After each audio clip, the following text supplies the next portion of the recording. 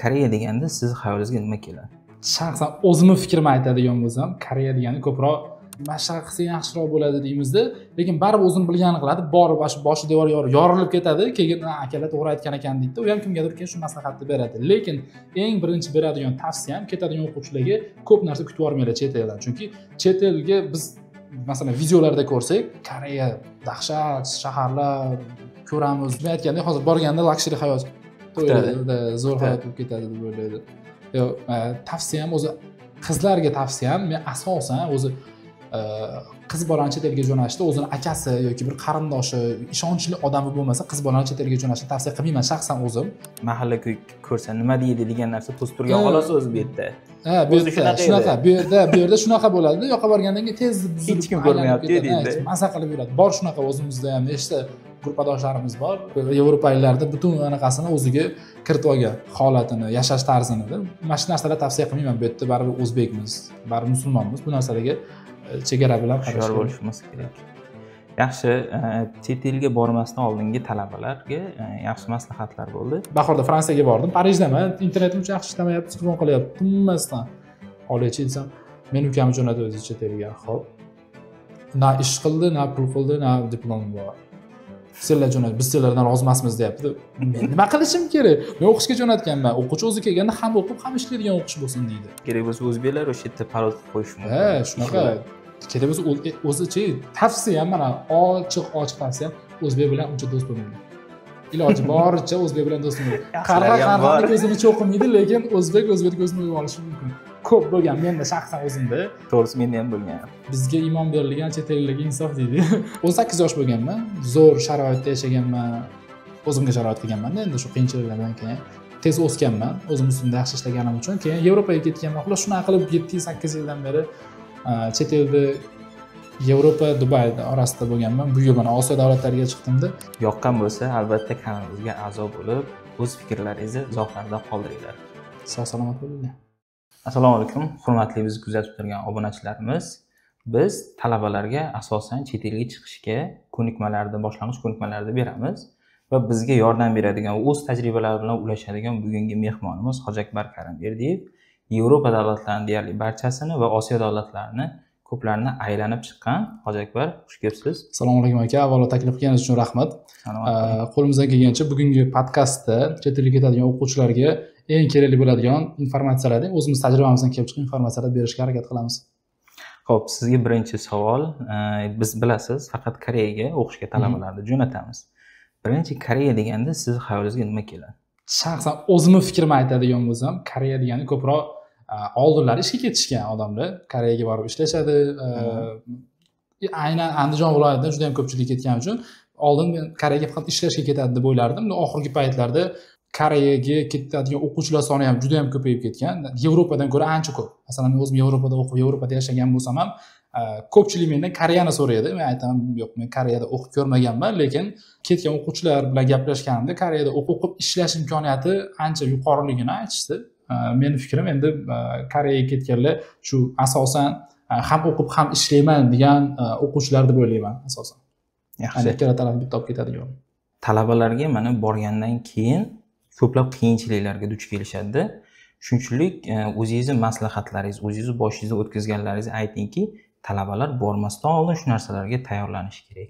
Qanaqa maslahatlar bera olasiz? Xo'p, doim o'z maslahat berib kelamiz ketadigan o'quvchilarga, lekin bitta narsa, shu odamni borib boshi o'sha devorga urilmaguncha siz bergan maslahatni qanaqa qiymati borligini bilmasdan, juda ko'p o'quvchilarga maslahat berganmiz. Uni qilma deymiz, buni qilma deymiz, mashq qilsa yaxshiroq bo'ladi deymizda, lekin baribir o'zini bilganini qiladi, borib boshi devor yorilib ketadi, keyin akalar to'g'ri aytgan ekan deydi. U ham kimgadir keyin shu maslahatni beradi. Lekin eng birinchi beradigan tavsiyam ketadigan o'quvchilarga ko'p narsa kutib olmanglar chet eldan. Chunki chet elga biz masalan videolarda ko'rsak, Koreya dahshat shaharlar ko'ramiz, zo'r universitetlar ko'ramiz, yosh ketayotgan bolalar o'ylaydi, asosan 17 yosh, 18 yoshli bolalar ketayotganlar. O'ylaydi, o'shaqa sharoitda yashayman deb. Yo'q, yo'qqa borganingizdan keyin siz minimallikdan boshlaysiz. Eng birinchi, eng pastki qatlamdan boshlaysiz hayotingizni, o'zingiz qiyinchiligingiz bilan o'qishingizni, ishingizni yo'lga qo'yasiz sekin-sekin. U levelga chiqqunizcha yillar o'tadi. Masalan, shu 4 yil o'qishingiz mobaynida siz unaqa dahshatli luxury hayotda yashamaysiz. Shu narsaga tayyor bo'lish kerak. Keyin ozgina muammo qilib uydagilarga yoki konsaltingga aloqaga chiqib tragediya qilmaslik kerak, chunki hammani hayotida o'zini taqdiri borda. Hamma har xil sinovlar bilan sinaladi. Chet elga ketganda, masalan, men o'zim ko'chada qolib ketganman, masalan, o'zbeklarga ishonganmiz biz. Qancha qolib ketgansiz, necha kun? Hop, o'zi bir haftacha kvartirasiz yurganmiz, lekin aynan noyabrda birinchi men o'qishga ketganimda Yevropaga o'zbekka ishonganmiz. O'zbek odam bizni konflikt bo'lgan, uydan 2 oylik uchun pul so'ragan, biz 2 oylikni berganmizda, keyinga yana pul so'ragan. Oldimizda pulimiz yo'q, bir haftadan keyin tushadi desak, kutmagan. Keyin biz xo'p deganmizda kechasi soat 10 da hamma yo'qimizni olib uydan chiqib ketganmiz. Qor yog'yapti ko'chada, sovuqda. Xuddi o'rtog'im bilan mana shunaqa holatlarda yashaganmiz. Bu narsa biz uchun tragediya bo'lmagan lekin. Chunki men undan oldin ham Dubayda yashaganman-da, chet el hayotini bilaman. Uydagilarga aytmagansiz? Yo'q, uydagilarga aytib yoki nabarot biz o'rtog'im bilan kulganmiz. Mana shunaqa holat ham bo'lyapti. Mana peshonamizda bu ham zo'r experience bo'lyapti bizga. Qani ko'ramiz nima bo'lar ekan endi. Harakatimizni qilib, kvartira qidirib kechqurun boshqa o'zbeklarga aloqaga chiqib, tanishlar topib, mana shunaqa qilib o'zimizni hayotimizni, o'zimiz yo'limizni sekin-sekin yaxshilaganmiz. U yerda jichcha muammo bo'lib qolsa, biz jo'natgan konsaltingga telefon qilib, "Ey, men ko'chada qolib ketdim, top ber menga yoki ish top ber menga" deb muammo qilmaganmiz, lekin shunaqalar bor. Uy topolmasa yoki uy yoqmasa telefon qiladi konsaltingga, "Menga bu oy uy yoqmadi, boshqa uy topib ber" yoki "Men ishlayapman, senlar ish bor deyishganding." Lekin biz rizqiga kafil emasmiz hech kimni. Ya'ni ish topa olmasa yoki u ishni eplay olmasa yoki unaqa o'ylagandaqa pul topa olmasa, siz jo'natayotgan konsalting uni topadigan rizqiga kafil emas. Allohdan o'zini harakatidan qanaqa harakat qilsa shunga yarasha oladi. Shuning uchun ko'p narsa kutilmaslik kerak chet elga ketayotganda. Keyin hozirgi kunda ko'plab qizlar kinolarni ko'rib, har xil Instagramda reklamalarni ko'rib, bo'lib ham BTSda shaydosi bo'lib, ko'p o'qish bahonasida shu ishlashga, Koreyaga qiziqib qolyapti. Ularni qanaqa qilib to'g'ri tushuncha berish kerak yoki oldin olish kerak? Chunki ular faqatgina Koreyani reklama sohasini ko'ryapti xolos. BTS kinomi? BTS qo'shiqchilar. 7 taning 9 taning qo'shiqchilar bor. Shularga juda ko'pchilik qizlarimiz qiziqadi. Shuni ko'raman deb ketadiganlar bor, ishonasizmi? Shu Koreyani hayoti umuman kerak emas. O'rganib ham ko'rmaydi. Borgandan keyin nima ish qilaman bu yerda? Meni nima kutyapti? Talabalarda o'zi qanaqa ishlar bor? Ularni umuman bilmaydi. Shu men aytgandek, hozir borganda luxury hayot o'ylaydi, zo'r hayot bo'lib ketadi deb o'ylaydi. Yo'q, tavsiyam o'zi qizlarga tavsiyam, men asosan o'zi qiz bolani chet elga jo'nashda o'zini akasi yoki bir qarindoshi, ishonchli odami bo'lmasa qiz bolani chet elga jo'nashni tavsiya qilmayman shaxsan o'zim. Xo'p, ming qizimiz esli bo'lganda ham, odobli bo'lganda ham bu yerda baribir boshqa narsalar ham borda, boshqa qadriyatlarimiz ham borda. Qiz bola o'zini musofirlikka chiqarib yuborishi o'zi u darajada to'g'ri ishni bilmayman. Shaxsan subyektiv. Shaxsiy fikrim shunaqa. Men ishonchli bitta odamim bo'lsa, mana shu qizimga qarab yurasan degan, masalan, o'zimni mahramlik. Mahramlikga shunaqa qarindosh qanaqadir bir gap bo'lsa, qarab yurasan deb turib jo'natsam bo'ladi yoki-da deylik, hatto ikkita uchta o'rtoq bo'lsin, u yoqda o'zi ketmasin. Shunaqa bo'lsa ketishni tavsiya qilaman. U K-pop deyotganlaringiz, qo'shiqchilar, kinolar umuman bo'lmagan narsa. Bu yerda siz borganingizdan keyin aytgandek eng quyi qatlamdan boshlaysiz. Ular bizga birinchidan g'ayridin, madaniyati, boshqa narsasini ko'chirib olmasligini tavsiya qilaman. Qayerga borsa ham. Musofir bo'lmaguncha musulmon bo'lmaysan deydi. Bu yerda ikkita masala borda. Kimdir chet elga chiqqanda o'zligini taniydi, biladi o'zi kim aslida, ichida kim bor u insonni, qiyinchiliklar ko'rgandan keyin o'zini juda ham tez rivojlanib ketadi odam. Bilimini ustida ishlaydi, shaxsiyatini ustida ishlaydi, karyera qiladi. Yana boshqa toifali insonlar bor. O'sha jamiyatga qo'shilib ketadi-da. Qarasiz, o'qishga ham unchalik qiziqmaydi, shu faqat ishlaydi, pul topadi, shu deylik Yevropada bo'lsa, Yevropaistlarga qo'shilib ketadi, barlarga boradi, vikendda yuradi, kayf safo qilib. Unaqa odamlarda faqat haligi mahalla ko'rsa nima deydi degan narsa to'sib turgan xolos o'zi bu yerda. Bu yerda shunaqa, bu yerda shunaqa bo'ladi. Yoqqa borgandan keyin tez buzilib, hech kim ko'rmayapti deydi. Maza qilib yuradi. Bor shunaqa o'zimizda ham nechta gruppadoshlarimiz bor. Shu Yevropaliklarda butun anaqasini o'ziga kiritib olgan. Bizda ham bo'lgan holatini, yashash tarzini-da. Mana shu narsalarni tavsiya qilmayman. Bu yerda baribir o'zbekmiz, baribir musulmonmiz. Bu narsalarga chegara bilan qarashlar bo'lishimiz kerak. Yaxshi, chet elga bormasdan oldingi talabalarga yaxshi maslahatlar bo'ldi. Endi chet elga borib, siz aytgandaqa boshi devorga teggandan keyin nima qilish kerak? Shu reklamani ko'rdi, oyiga kerak bo'lsa ba'zi konsaltinglar bor 3000 topasan deb jo'natadiganlari bo'ldi, oyiga bir tiyin ham topolmaydiganlari bo'ldi. Endi ular nima qilish kerak? Shunchaki Xo'p, tavsiyangiz. Boshi devorga Sabr. tegdi ulardi. sabr. Mana menda shunaqa bitta o'quvchi bor edi. Polshaga o'qishga ketganda, ketishdan oldin yo'q, aka tezlashtiraylik, tezroq ketmasam bo'lmaydi. Hali vaqt bor deyapman. Voy, o'qish oktyabrda boshlanadi. Hali iyulda desam, yo'q aka topshiraylik dedi. Avgustda vizasini oldik Yevropaga. Avgust oxirida ketdi. 1,5 oy bor hali o'qish boshlanishiga. Hali ko'p o'qishlar kelmagan. Aytibman, o'zingiz zerikib qolasiz, bu yoqqa kelsangiz tanishingiz yo'q, hech narsangiz yo'q, o'zingizga depressiyaga tushib qolasiz. Hech narsa yoqmaydi chet elga chiqqanda birinchi odam deyapman. Chunki o'zim ham birinchi Dubayga ketganimda qanaqa luxury joy bo'lsa Dubay. Zo'r sharoitga ketganman, ishoning, hech narsa yoqmasdi. Nima keragi bor menga Dubayga kelib? Hech narsa qiziqmadi. Juda mazza qilib yurdim-da, dadam ish qilib bersa yurardim-da, shu ishni qilib. Bu yerda nima qilaman, siz qilib hech kimim yo'q deganman-da. 3-4 oy o'tgandan keyin o'zimga kelib qolganman. Hani majburiyatdan uyalganimdan uyga ketmaganman men. Uydagilarim menga shunchanaqa imkoniyat qilib berdi. Qanday hozir uydagilarimga shikoyat qilib, telefon qilib, bu yerda yomonlayman deganman-da, ketmaganman. Bu yoqdagi Polshadagi bolaga ham xuddi shu narsani tushuntiryapman-da. O'tma shunaqa muammolar bo'ladi desam, "Yo'q aka, ketmasam bo'lmaydi" dedi. Xo'p dedim. O'zim Polshada edim shu paytda, kutib oldim aeroportdan. Tushgandan keyin so'rayapti. "Aka, qanaqa qilib bu yerda pasportini olsam bo'ladi? Men vobshe O'zbekistonga ketmayman. Men ketmayman, kelib oldim endi mana O'zbekistonga boraman" degan bola bir haftadan keyin telefon qilyapti. "Aka, men ketmasam bo'lmaydi" deb. "Nima bo'ldi? Tinchlikmi?" desam, "Yo'q, bu yerda yoqmadi" deyapti. "Voy, men sizga aytayapman-ku, bir hafta 10 kun yoqmaydi, bir oy yoqmaydi, 2 oy yoqmaydi sizga. Sabr qiling" deb, xullas 15 kun zo'rg'a ushlab turdim ana bolani. 15 kun zo'rg'a ushlab turdim. Yo'q, bo'lmadi. Yomonladi. Uydagilarga telefon qildi. U dedi, bu dedi. Oxir uydagilar biletingga pul qilib beramiz bo'ldi. Kel deyishdi. Keldi. Shu bo'yi mana shu yerda. Ya'ni sabr qilish kerak-da odam. Mana qiyinchilik hamma joyda bor. U o'ylaydi, uni boshidagi qiyinchilik eng oliy darajadagi qiyinchilik deb o'ylaydi. O'zi his qilgani uchun. Men daqiq hech kim qiynalmagan. Men vobshe og'ir holatga tushib qoldim deb o'ylaydi, lekin undan battar holatlar ko'p bo'lgan. Mana shu narsalar esingizda tursin. Yangi ketadiganlar mashg'ulot bo'ladi, har bittalarida bo'ladi. Uyda uzoqqa ketmagan odam, uydagilardan uzoqda yashamagan yoki O'zbekistondan chiqmagan odamga borganingizda yoqmaydi. Hidi yoqmasligi mumkin davlatda, ovqatlari yoqmaydi, madaniyati yoqmaydi deb depressiyaga tushdim. Nega keldim O'zbekka? Shu kinoda ko'rgan narsam mattamada bitta xonada 10 kishi yotibmiz deydi. Yoqmay qoladi-da. Menda ham xuddi shu holat bo'lgan. 6 oyda bu juda ham haligi nima desa bo'ladi. Ashaddiy bo'ladi-da, ya'ni uyga qaytib ketish, bu borgan davlatidan ko'ngli sovib ketish, uzog'i bir haftada o'sha baland bino, chiroyli manzillar o'sha anqiyish tomon to'xtaydi. Lekin uydagilarga men realni aytganman, tan olaman, ketaman men, bo'ldi. Hech bo'lmasa Proga borib kelasizlar, sog'inib ketdim. Bahona shu. Lekin yo'q, uyda biz senga qaralmaymiz hozir. Uyda biz bandmiz, ustalar bor. Shunchalik kelma deyishgan. Uydagilar nima qilyapti? Kelma degan. Bo'ldi deb iloji o'sha yerda majbur qolganmiz. Shunaqa odam sabr qilish kerak. Vaqtida olaydi buni. Vaqtida olaydi. Xo'p, talabalar nima uchun chet elda o'qish kerak? Chet elda o'qish, men o'zim juda ham buni tavsiya qilaman ko'pchilikka. Ya'ni chet elga ketinglar deyman. Ayniqsa bolalarga, o'g'il bolalarga, chunki bu yerdagidan ko'ra 2x tezroq o'sish bo'ladi deyman.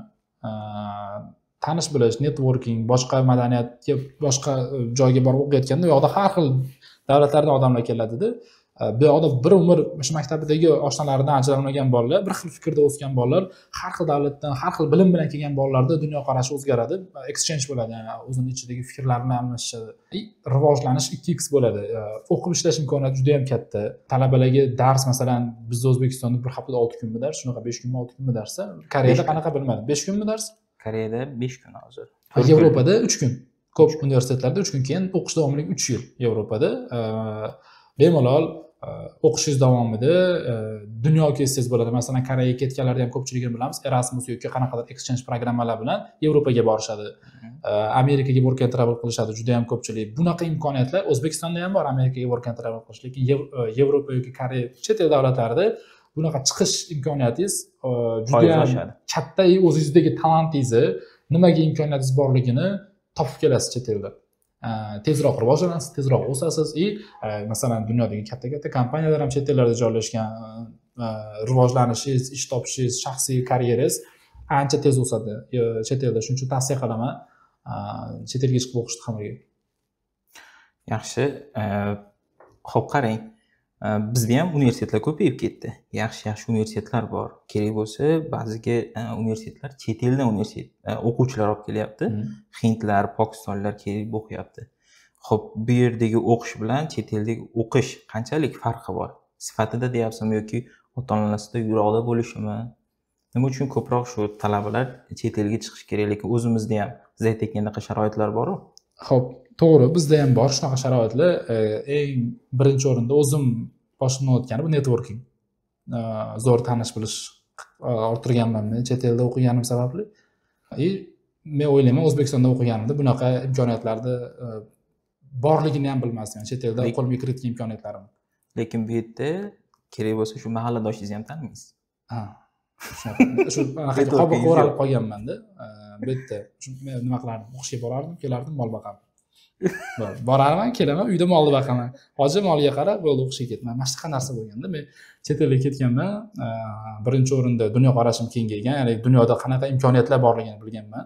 Ya'ni biz inson sifatida qo'limizdan nimalar keladi, meni qo'limdan nimalar keladi, bu narsalar juda ham ko'p savollarimga javob topganman. Chet elda yashab, katta dars chet elga borib o'qishim. O'zbekistonda to'g'ri chet eldan kelishyapti. Birinchidan narx arzonligi uchun nisbatan, masalan, pokistonliklar, hindlar boshqa joyga borib, asosan meditsina yo'nalishida kelishadi, adashmasam O'zbekistonga. Shunaqa. Bu yoqqa borgandan ko'ra, boshqa davlatlarga borib qimmatga o'qigandan ko'ra O'zbekistonda o'qish bo'li arzonroq. Chet elliklar uchun bizdagi living cost arzonroq, ya'ni yashash xarajatlari O'zbekistondan nisbatan arzonroq tuyuladi ularga. Diplom o'tgani uchun ham kelishi. Diplom uchun-da shunaqa. Yaxshi. Bizni talabalarni chet elga o'qish bahonasida ishlashga ham jo'natamiz. Bu narsani tan olish kerak, lekin ba'zilar aytadiki, biz faqat chet elga shu ishlaydigan kadrlarni yetkazib berishimiz kerak emas deydi. Biz faqat o'qiydigan kadrlarni jo'natishimiz kerak deydi. Lekin o'qimaydigan talabalarni biz Koreyaga jo'natmaydigan bo'lsak, ular Rossiyaga ketish kerak ishlagan. Ular baribir ishlayman deydigan bolalar. Juda ham anaqa ko'pchilik beradigan savol. Aka baribir ishlayman men deydi. Borib o'qish prosta tak ketyapman deydi, ishlayman deydi. Imkoniyat bor, yo'q emas. Men nimani tushuntiraman bolalarga? Mana shunaqa paytda maslahat beraman. Xo'p, ishlaysiz, til bilasiz, ketish imkoniyatingiz bor, borasiz, ishlaysiz, lekin o'sha ishlab topayotgan puli o'sha paytda yo'qib ketadigan pul. Ya'ni o'zi o'qish darajada ketadi. O'zini ehtiyojiga ketadi. O'zini ehtiyojiga ketadi-da. Ya'ni o'qish davridagi pul. Men aytaman, tushuntiraman, xo'p, sabr qiling. 3 yil, 4 yil shu o'qishingiz davomida jicha harakat qilsangiz, birato'la diplomni ham olasiz deyman. O'qisiz, birato'la diplomni ham olasiz, ham diplomli bo'lasiz, ham professional ishga kirasiz. Hozir siz borib qora ish qilasiz, 1 yil qilasiz, 5 yil qilasiz, 10 yil qilasiz. U pullaringiz to'planmaydi. Ishoning, to'planmaydi. Nechta Koreyadan ishlab kelgan odamni bilamiz. Zo'r bo'lib ketganlari bor, lekin qarang, sog'ligi bormi shularda? Qanchasida oyog'i og'rib keladi, to'g'rimi? Sog'ligidan ketgan, chunki ular faqat bor e'tiborini ishga qaratgan, pul topishga qaratgan, u uchun qora ish qilish kerak. Qurilishda bo'ladimi, qanaqa ishlar bor Koreyada bilmadim, lekin asosan faqat ish deb ketganlarda to'xtamay ishlash kerak. Inson ishchi, haqiqiy ishchi bo'lib ishlashingiz kerak. So'kish eshitib, baqir-chaqirmay ertalabdan kechgacha uyga jo'natasiz, ota-onangiz ta'minlab to'y qiladi, bolalaringiz katta bo'ladi, o'qishga boradi. Xullas, butun umringiz ularni boqish bilan o'tadi. 35, 40, 50 ga kirganingizdan keyin qaytib kelasiz and you have nothing. Hech narsa yo'q. Uy-joy bor zo'r. Men tavsiya qilardim shularga, hop, qiynalasan, uydagilaring qiynalar, pul deb dod deb olishar, xo'p deganda shu 3 yil, 4 yil sabr qilganda o'qib olganim, bir vaqt o'zida ishlab, imkoniyat bor, o'qib ishlayotganlar qancha, hamma o'qib ishlaydi. Xarajatini qoplaydi. Biz ham o'qib, ham ishlardik. Imkoniyatimiz bo'lganda, shunaqa qilginki, ya'ni o'qishing qolib ketmasin, diplomni ol, keyin sen bir kunda 12 soat ishlab, bir kuniga $100 topgandan ko'ra, kallangni ishlatib turib 3 soatda shu narsani topsang bo'ladi. Diplomingni ol deb turib tavsiya beraman men. Endi uni eshitganlar qiladi, eshitmaganlar yuradi. 3 yil, 4 yildan keyin telefon qiladi hojaga.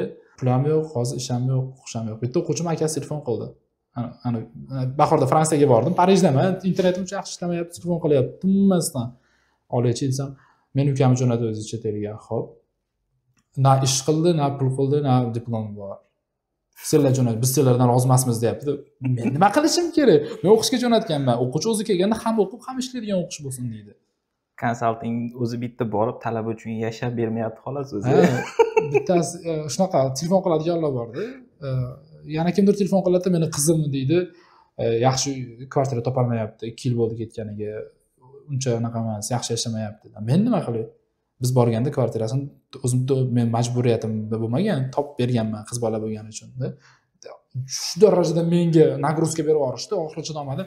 Men dedim qizingizni yashashi, ishlashi, o'qishi yoki topib berishga majburiyati bo'ynimga olmaganman dedim. Уже nagli shu darajada, chunki ular o'ylayapti, men ustingdan yozaman, u qilaman, bu qilaman, seni yo'q qilib tashlayman. Men come on, men prosta yordam berganman ularga o'qishga kirishida, ketishida.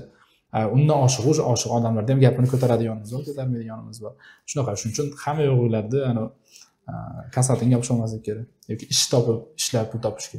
To'g'ri, lekin talabalarni ko'proq o'qish kerak dedingiz-ku.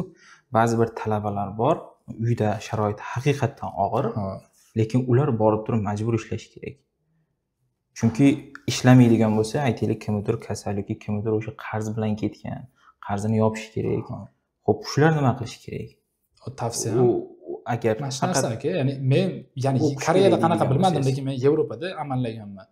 Ko'pchilik amallaydi, ya'ni darsdan tashqari ishlab turib, uyga ham mana minimal xarajatlarni qoplashga yetadigan pul jo'nata oladi bola. Hozir men aytishim mumkin, ham o'qib, ham ishlab haligi O'zbekistonga pul jo'natsa bo'ladi desam, hozir ko'p talabalar hozir unaqa Koreya emas, qolib ketgan, haftasiga ishlasak 1 kun, 2 kun ishlaymiz xolos. Lekin talabalar kankul paytida ishlab turib uyga jo'natadigan talabalar ko'p. Ham o'qib turib, ham ishlab o'qish paytida ham kerak bo'lsa jo'natadigan talabalar ko'p. Boshida aytganingizdek, bularda vaqt davoladi. Ya'ni qanaqasiga talaba sekin-sekin tajribasi oshgan sari ham o'qib, ham ishlashni o'rganib oladi-da. Lekin ba'zi bir talabalar borki, siz aytdim-ku, bular uyga pul jo'natish kerak. Ba'zilar bor, aka men 2 yil o'zim uchun pul to'plashim kerak ishlab, keyin men kattaroq nufuzli universitetda o'qishim kerak. Ya'ni 2 yil topgan pulimni o'zimga investitsiya qilmoqchiman deydigan talabalar bor. Lekin ular pul yo'q. Ketib olgani puli bor xolos. Bunaqalarga men tavsiyam, agar men Yevropa miqyosida tavsiya berib ketaman, Koreyadagilarga o'zingiz tushuntirib ketasiz. Koreyaga bormoqchi bo'lganlarga. Yevropada qanaqa darslar bir haftada minimal 2 kun, 3 kun bo'ladigan universitetlar bor. Qolgan kuni bemalol full time ishlasa bo'ladi. Aynan deylik Latviyaga, Polshaga ko'pchilik ketadi, chunki viza chiqish koeffitsiyenti juda ham yuqori o'quvchilarda. Kontraktlar ham unaqa qimmat emas. O'rtacha 2,5-3 ming yevro bilan 1 yillik kontraktni to'lab ketsa bo'ladi. U degani o'sha 1 yil fully covered-da, anaqasi. To'lab qo'yilgan hisoblanadi. Keyin yashash xarajatlari u darajada qimmat emas bu davlatlarda. Bola bemalol o'qib ishlasa bo'ladi. Shu yerda bemalol o'zini qoplasa bo'ladi. Endi bola o'qimoqchi emasman desa, nima qiladi? Universitetda qolishi mumkin. Gap year, ya'ni akademik. Ta'til. Lekin Koreyada akademik bo'ladigan bo'lsa, O'zbekistonga ketish kerak. Shunaqa. Endi Yevropada pauzaga qo'ydirib ishlasa bo'ladi, lekin bu shart emas. Ya'ni Yevropaga ketayotganlarga o'qishini qoldirish shart emas. Bemalol shu haftada 2 kun o'qishga borib qo'ysa ham, qolgan kun haftada 5 kun ishlab, bemalol xarajatlarini ham qoplab yaxshi pul qilsa bo'ladi. Chunki o'quvchilar, men nimaga mana chet elda deyapsiz-ku, chet elga ketish kerak deyapsiz. Masalan, men o'quvchi sifatida bir kunda o'sha paytlarda, ya'ni 4-5 yil oldin bir kuniga bemalol 100 yevro topa olirdim-da. Ya'ni bu Yevropa uchun juda ham anaqa katta pul. Student sifatida ishlasangizda, masalan, bir kuniga 100 yevro topa olardim. Ketaylik, bir haftada 5 kun ishlasam, qolgan kunlari 2 kun darsga chiqaman, boshqa narsa bo'ladi. Shunaqa qilib amallab o'qiganmiz. Imkoniyat bor. Koreyada endi Koreyada ham o'zi xuddi shunaqa, hozir bir haftada 2 kun, 3 kunlik o'qishga jo'natyapmiz talabalarni, lekin shunda ham nolishlar ko'payyapti. Endi keyingi savol o'zi shu. Siz mana chet elda o'qigansiz, yashagansiz va atrofingizdagi oshna-og'ayni o'zbeklarni bilasiz. Xo'p, oldingi davrdagi, ya'ni Yevropa davrida o'zbeklar uchun o'sha payt qiyinmidi yoki hozir qiyinmi? Ya'ni qaysi bir davr osonroq? Koreyada hozir aytadigan bo'lsak, hozir qiyinlashib ketdi deyshadi. Lekin biz paytida haftasiga 5 kun o'qiganmiz Inha universitetida. Lekin birov o'qishidan nolimagan. 6 kun bo'lsa 6 kun o'qirdik, kech payt ishlardik. 2 kun ish topib olsak, kech payt xursand bo'lardik. To'g'ri, uydan pul chaqirtirmaganmiz, eplab o'zimizning xarajatimizni o'zimizga qoplattirganmiz. Lekin hozirgi meni nazrimda shu Koreyaga borayotgan talabalarda shu nolishlar soni ko'payib ketib qolyapti. Ya'ni siz aytayotgandek, kutuvlarni yuqori qo'yib yuboradi. Yevropada qanaqa? Hozirgi davr yaxshilangan. ancha. Chunki biz o'sha paytda ishlayotganimizda bir soatiga hisoblanadi Yevropada ishlar. Endi men zlotda esimda, biz 12 zlotdan ishlardik. Hozirgi paytda 35-40 zlotdan ishlashyapti. Уже 2 barobardan ham ko'p degani u. Aniq eslarim, hozir kurs bo'yicha qancha bo'lardi yevroda. Hozir pul topish imkoniyati juda ham zo'r Yevropada.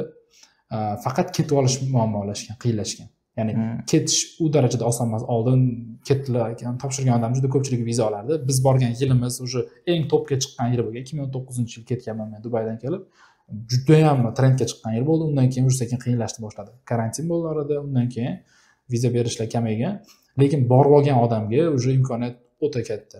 Chunki Yevropada bitta viza olasiz, 29 ta davlat sizga eshigi ochiq. Ya'ni bitta Latviyaga viza oldingiz, Polsha, Germaniya, Fransiya, Ispaniya, Italiya xohlaganingizga borsangiz bo'ladi. Karantin paytida biz jim o'tirmaganmizda bolalar bilan ishlab pul topardik-da. Ketardik. Fransiya, Parijga borganman karantin tugatgan paytda 2020-yilda.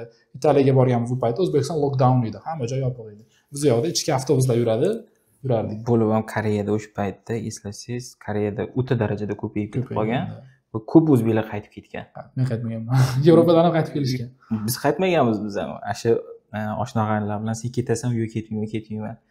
Uydagilar nima qilgan? Bitta o'g'illiklar yoki kichkintoylarni, erkatoylarni tezda vahima qilib olib kelib olishgan. Biz to'rtta o'g'il bo'lganmiz, yuraverdik. Bu narsa nimaga? Bu yaxshilikka bo'lgan ekan. Yaxshilikka bo'lgan, lekin shu paytda yaxshi pul qilganmiz. Haqiqatda zo'r pul qilganmiz. Chunki universitetlar umuman yopilgan, onlaynga o'tgan. Bo'lib ham men 100% grant olganman universitetdan. Onlayn o'qish qobiliyatim kuchli ekan. Keyin karantinda zo'r ish qilganmiz. Chunki odam yo'q, talab yuqori edi. Yevropada yana bitta ishlash imkoniyatlaridan bittasi, agar siz 1 yil o'qisangiz, 1 yildan keyin Erasmus degan programmada qatnashasiz. Bu grant dasturi. Koreyada menimcha yo'q, bu Yevropa dasturi.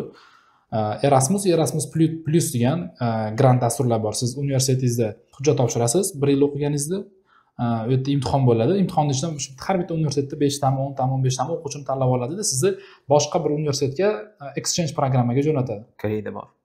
Yevropaga bora oladimi? Bora oladi, albatta shunaqa. Boradida, u yerda universitet stipendiya to'laydi. Har bitta o'quvchiga borayotgan davlatiga qarab 550 dan 650 yevrogacha to'laydi. Keyin uni Erasmus Plus'i bor, internship qiladi. Ya'ni 3 oylik kanikulda siz agar work and travel qilib Amerikaga ketmasangiz, 3 oylik kanikulda o'zingiz sohangiz bo'yicha intern qilasiz, birorta kompaniyaga kirib ishlaysiz. Bu kompaniya sizga oylik beradimi, yo'qmi qiziq yo'q, universitet yana har oy sizga 3 oy uchun stipendiya to'laydi. 550-600 yevrodan. Koreya bunaqangi reklamalar, ya'ni bunaqangi exchange studentlar bilan ishlashda yuqori reytingda deb o'ylayman. Chunki biz o'zimizni talabalar, ya'ni o'zbeklar O'zbekistonga o'sha inhadi hisobidan kelib ketishgan. Koreyslarni olib kelib. Bir haftaga uylarga bir yo'l borib kelishgan Pekinga. Yevropada o'qib kelgan talabalarimiz ko'p. Xuddi shu exchange programmalar orqali Amerikaga ketgan, Yaponiyaga, Xitoyda o'qib kelgan, Turkiyada o'qib kelgan bir semestrlab talabalarimiz bor. Bunaqa programma universitetda hamkorlariga qarab turib bo'lsa kerak. Shunaqa. Ya'ni programma bu davlat programmasi bo'lsa, masalan Erasmus, buni universitetlar o'zi hamkorlikda universitetlar tanlaydi o'ziga ro'yxat qilib, shu ro'yxatdan universitet tanlaysiz. Men Ispaniyaga, men ham Erasmusga yutganman o'zim. Ispaniya tanlaganman. Ispaniyaga boraman deb, lekin karantin bo'lib qolib ketib qolganman. Bizda bu faqat exchange students deyiladi, ya'ni exchange program. Xo'p, hozirga qarang, hozirda ko'p talabalar ota-onasiga qaramdek tuyuladi menga.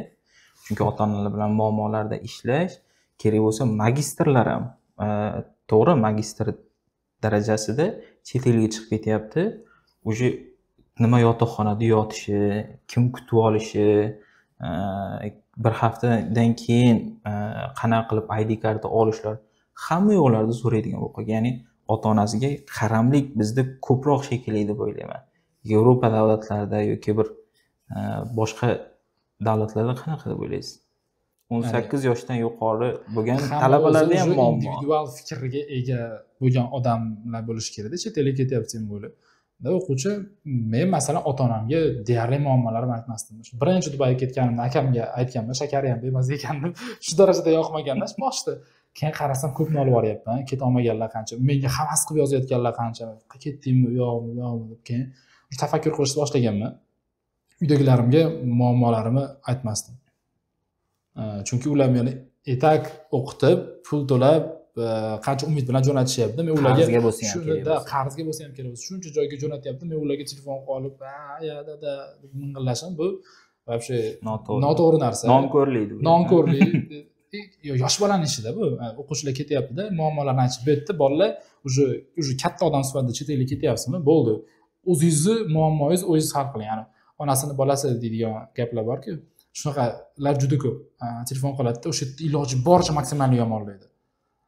Shu joyda как будто ota-onasi unga konsalting nimadir va'da berib jo'natgan. yoki konsaltingga nimadir qilib bersin deydi. Yo'q, bu yerda muammongizni o'zingiz hal qiling. Konsalting kim?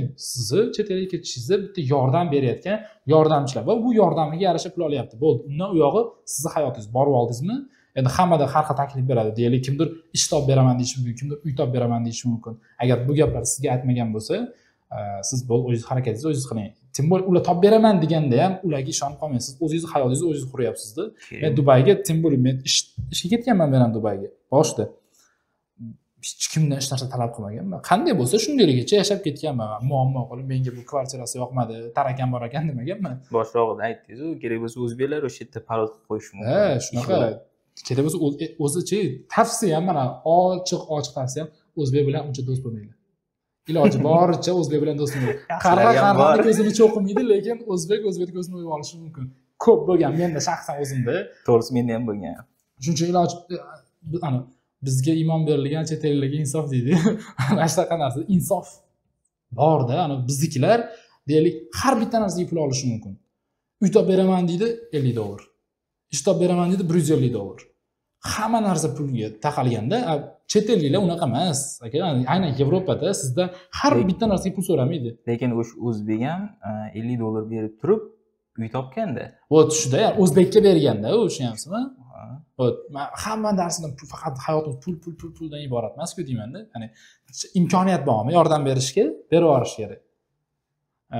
Bizda shu narsani boshqa davlatdagi fuqarolarga qilmaydi, o'zbeklarga qiladi. Chunki o'zbeklar bunday qo'ymaganda shunaqa tit.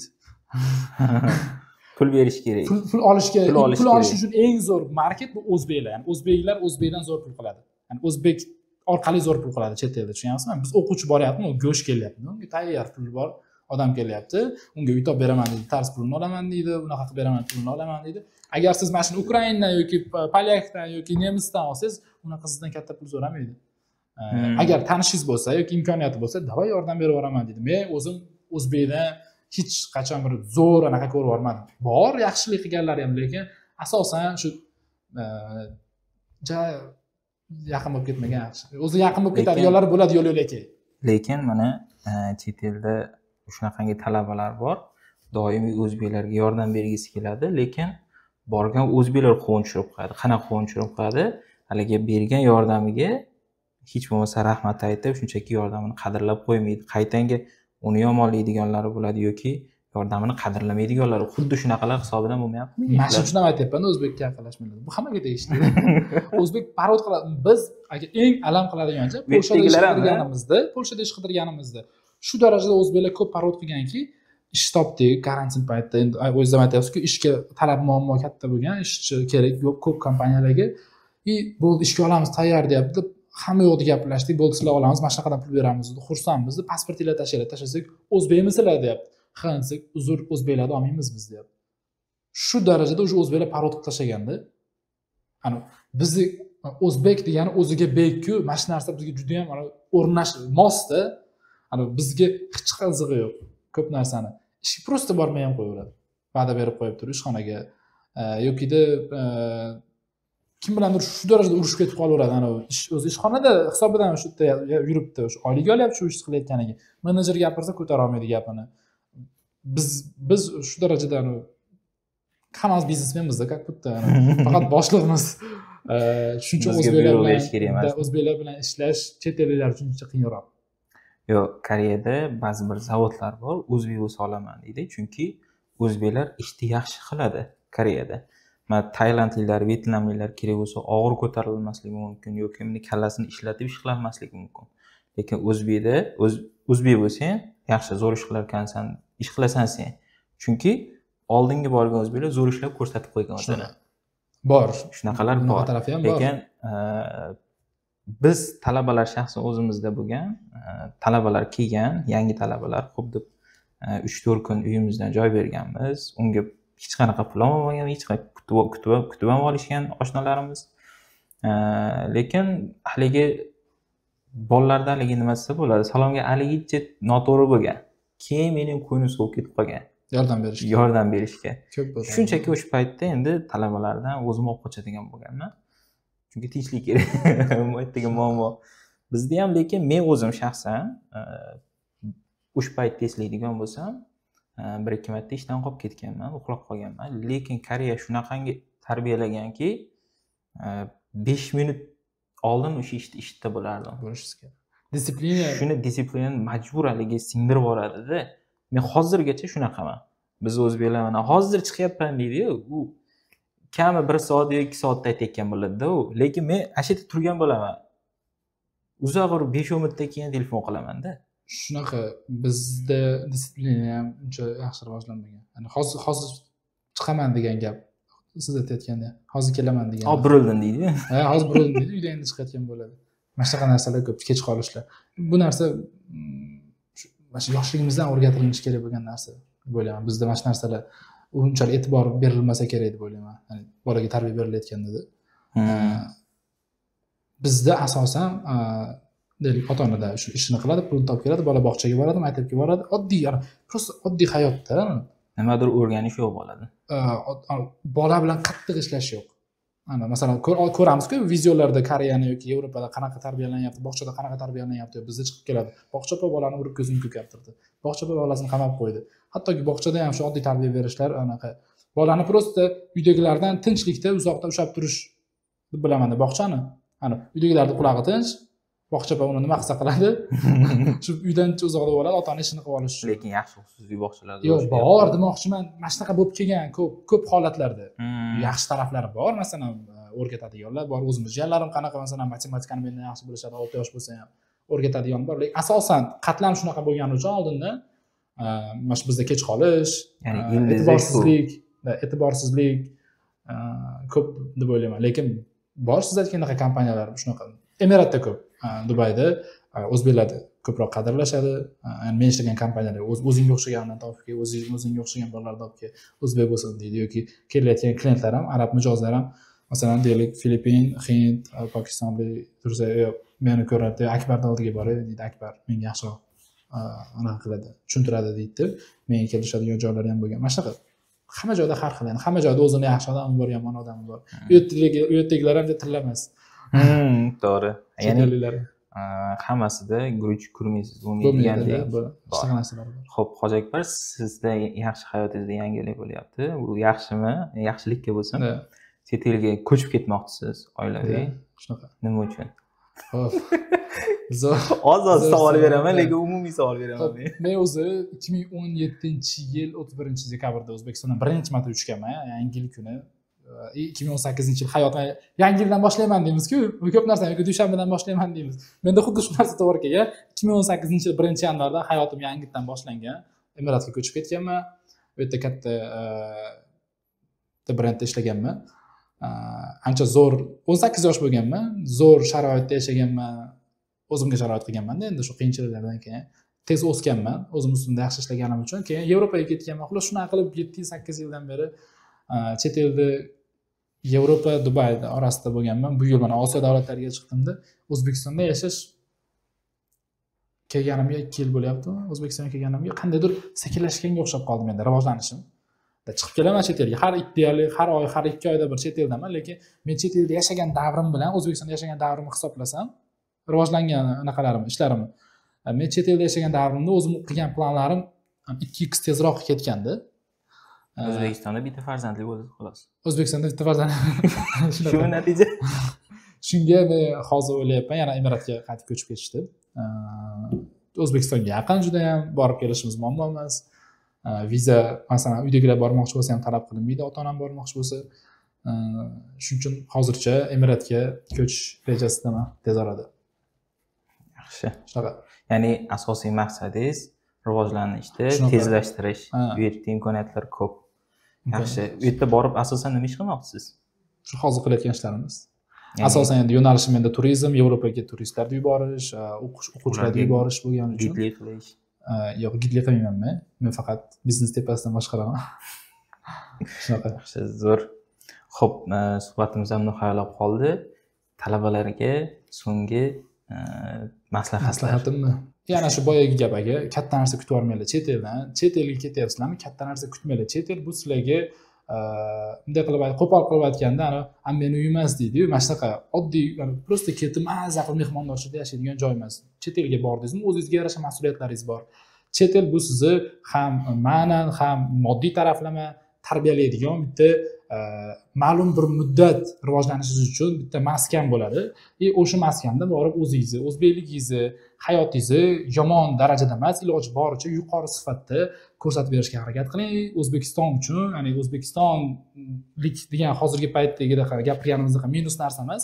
O'zbekistonliklar yaxshi natija ko'rsatdi, o'qishda yaxshi o'qidi yoki mana shu ishni zo'r qildi degan gapni olib kelib ota-onalarga berishinglar bu eng oliy maqsad bo'ladi. Shuning uchun nafaqat ota-onaga, nafaqat o'zbek davlatiga. Shuning uchun eng asosiysi chet elga borganda sabr qilinglar, mana shu narsalarga e'tibor beringlar. Vaqtida O'zbekistonga qaytib kelinglar. Qaytib kelib turinglar. Chunki to'g'ri, talabalar chet elga chiqib ketayotganda birinchi o'rinda musulmon o'laroq yelkasida musulmonlik burchini va O'zbekiston davlat bayrog'ini yelkasida ko'rmagan bo'lsa ham ko'tarib chiqib ketadi. Muammo bo'ladigan bo'lsa, chet eldagilar shunaqaki, haligi falonchi, pismadonchi demaydi-da. O'zbeklar deydi, polni o'zbeklar deydi-da. Shunchalik bizning maqomimiz yaxshi o'zbeklarga ham o'sha xuddi yomondek qaraladigan bo'lib qolgan. To'g'ri, bitta ikkita bor. Doim hamma yo'qda bulg'ab yuradiganlar bor. Lekin o'shalarda kasriga yaxshi natija qilaman, yaxshi ish ishlayman deydigan talabalar, ishchilar qolib ketishi mumkin. Xo'p, sizga shunaqa aka, takliflar uchun rahmat. Xudo xolasa manfaatli suhbat bo'ldi deb o'ylayman. Yoqqan bo'lsa, albatta kanalimizga a'zo bo'lib, o'z fikrlaringizni izohlarda qoldiringlar. Sog' salomat bo'linglar. Rahmat.